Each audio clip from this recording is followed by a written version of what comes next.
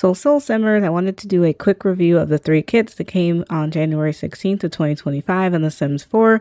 So this is the Comfy Gamer kit, the Secret Sanctuary kit, and the Casanova Cave kit that were a part of this new seasonal roadmap.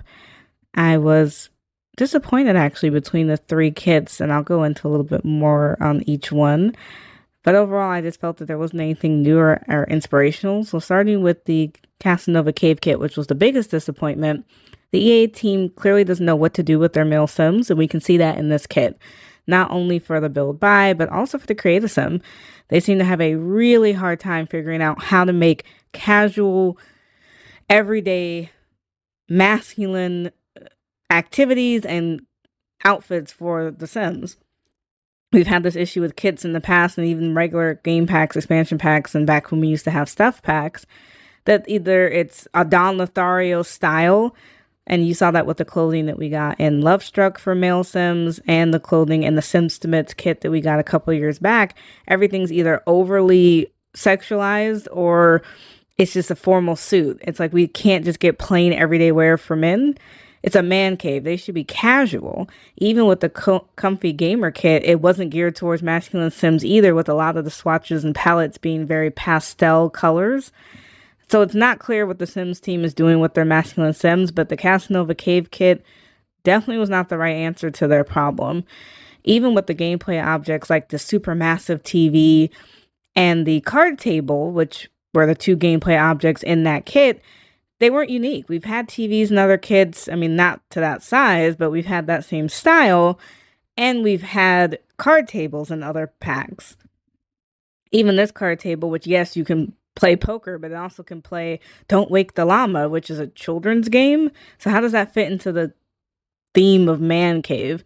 It just really doesn't make sense, unless I'm just overthinking it.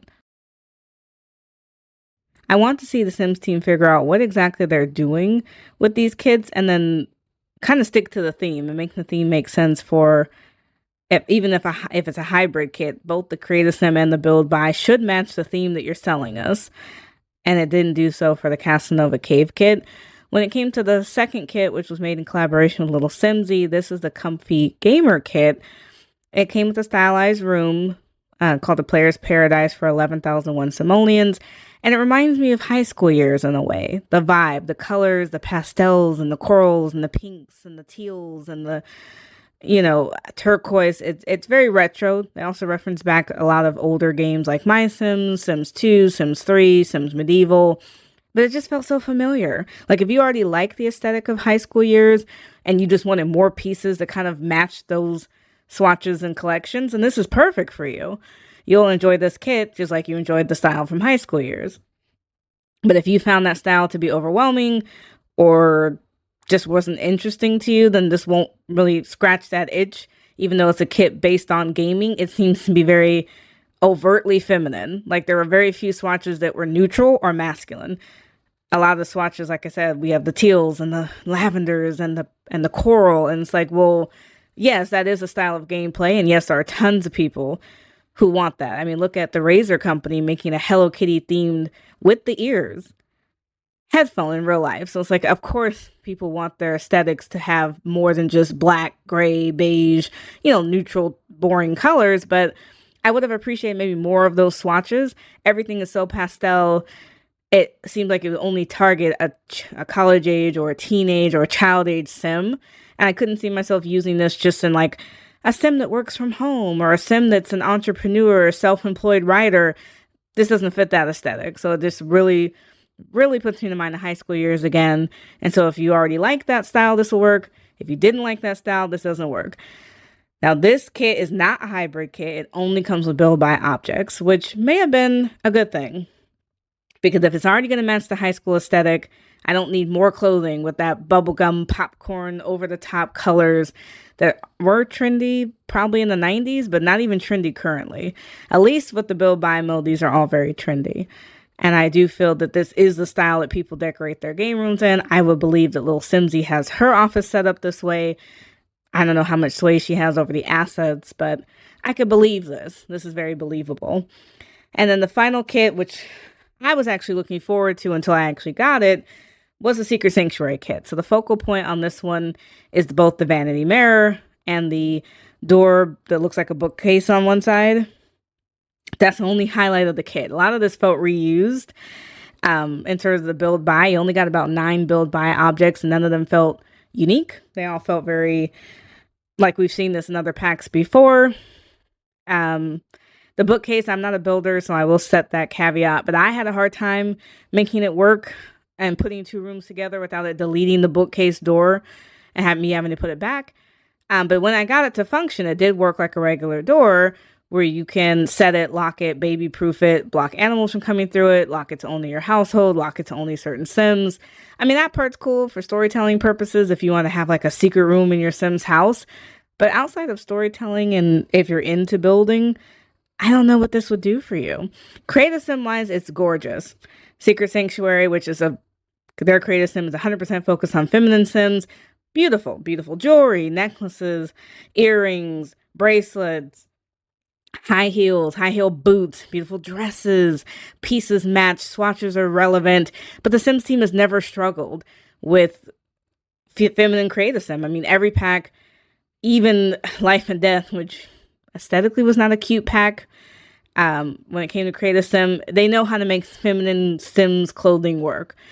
It's very on trend, very relevant, very stylish.